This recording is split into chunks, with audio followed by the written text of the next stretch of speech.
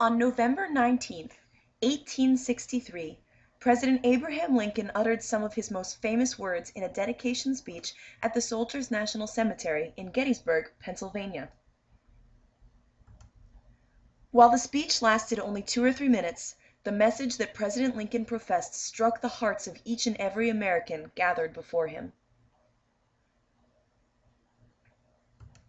The battle at Gettysburg was one of the turning points of the Civil War, in which the Union armies defeated the Confederacy. In order to remember those who had died in this and all battles of the Civil War, President Lincoln dedicated his speech to their memories.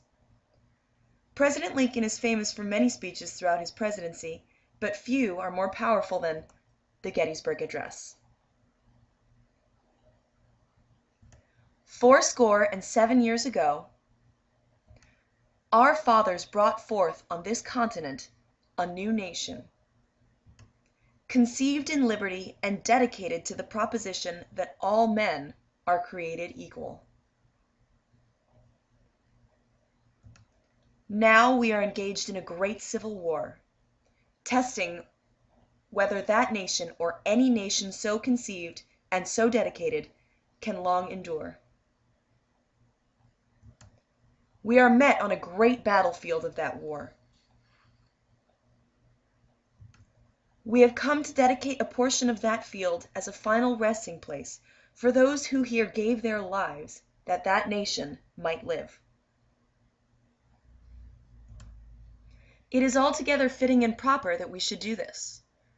But in a larger sense, we cannot dedicate, we cannot consecrate, we cannot hallow this ground.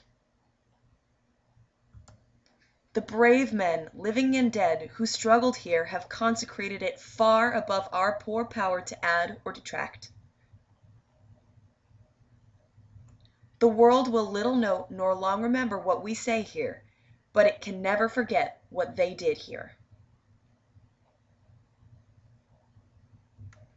It is for us, the living, rather, to be dedicated here to the unfinished work which they who fought here have thus far so nobly advanced.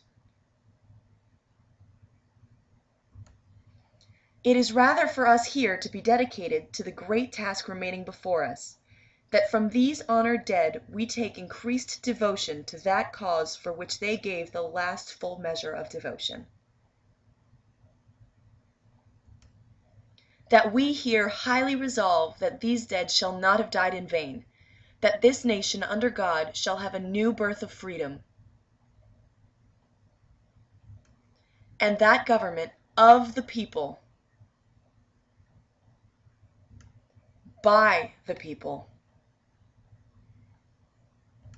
for the people, shall not perish from the earth.